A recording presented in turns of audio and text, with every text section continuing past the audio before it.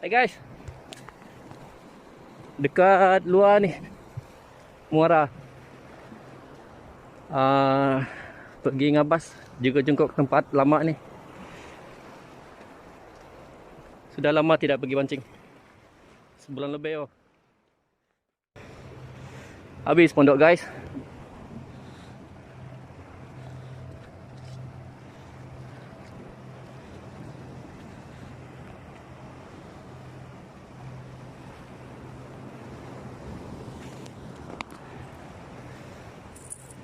Habis.